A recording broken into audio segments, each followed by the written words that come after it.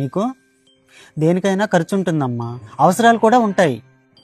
నీకు ఉద్యోగం ఎప్పుడొచ్చిందిరా? 28 ఏళ్ళకు వచ్చింది. మరి ఆ 28 ఏళ్ళు నిన్నెవరు సాకారా? అప్పుడు నీకే ఆస్తి లేదు కదా. అప్పుడు నీకు ఏ ఆస్తి లేకుండానే నానా నేను నిన్ను సాకాం కదరా.